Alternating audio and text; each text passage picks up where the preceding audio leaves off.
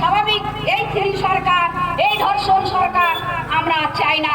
উনি মহিলা হয়ে মহিলাদের খুন, মহিলাদের ধর্ষণ কিভাবে সহ্য করছেন, কিভাবে সহ্য করছেন? আবার ওনার মানে শওকত দিয়ে, ওনার শওকত, ওনার প্রিয় ছেলে, ওই শওকতকে দিয়ে এই তো গত মনে হয় এখনো 15 দিন হয়নি খুন করে চলে গেছে। এই খুনি সরকার আমরা দেখতে চাই না। আমরা চাই যে আমাদের সুস্থ সবল ভাঙড়, আমরা এইটা খুনি মুক্ত ভাঙড়, ধর্ষণ মুক্ত মানে ভাঙড় আমরা দেখতে চাই। আর কিছু কিছু প্রশাসন বন্ধুদেরকে বলবো যে যখন তখন আমাদের এই আইএসএফকে মানে ভয় দেখিয়ে এবং তাদেরকে অনেক করে মানে দমানো যাবে না, যায়নি আর যাবেও না। কিভাবে ভাঙড় মানে আইএসএফ এতে ভরে উঠছে। নওশাদ সিদ্দিক তো পেটের গায়ে আসেনি, নওশাদ সিদ্দিক এসেছে ভাঙড়কে মুক্ত করতে এবং কিছু কুকুরে কামড়ানো মানে হন্যদেরকে শম্ভুনাথে নিয়ে যেতে এসেছে। শম্ভুনাথে কিছু ব্রেনের ডাক্তারকে দেখাতে ডাক্তার হয়েও এসছে নওশাদ সিদ্দিক। ওই শওকত মোল্লাদের মতন লোকের, ওই আরামুলের মতো লোকের এদেরকে দমন করতেই এসেছে। তা এটাই ভাববেন, কেউ মনে করবেন না যে আমরা এই টিএমসি করছি, টিএমসির ভয় কেউ করবেন না। এই টিএমসি সরকারকে আমরা আর দেখতে চাই না।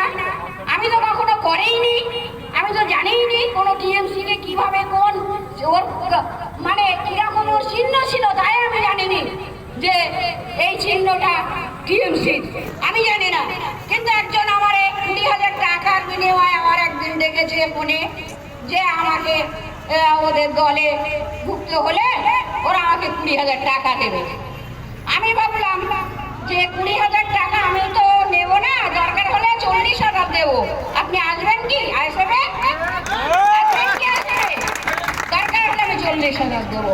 কিন্তু পরের বারে নাম্বারটা আমি আর খুঁজে পাই না। আমি যখন ছেলের কাছে দিয়েছি তখন আর আমি খুঁজে পাই না। কিছুক্ষণ পরেই ফোন করেছে যে আপনার ছেলে শহীদুল শফিকুল কে কি তুমি হারাতে চাও?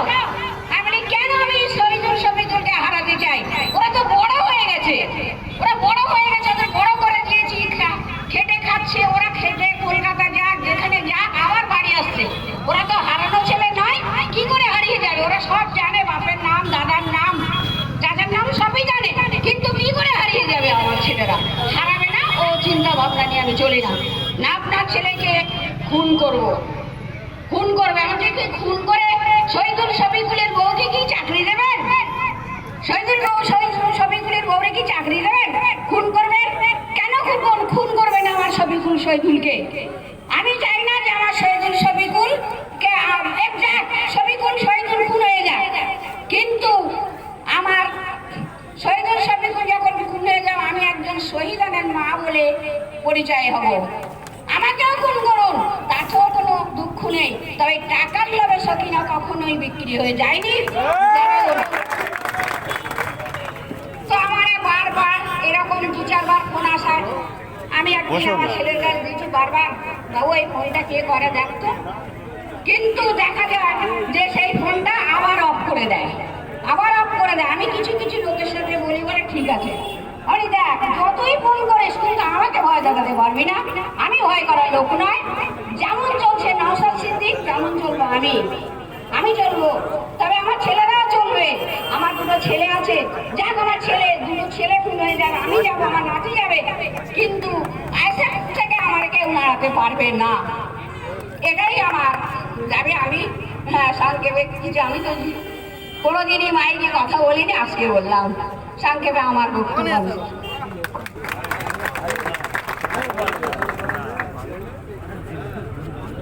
শুক্রিয়া, খুব সুন্দর বক্তব্য।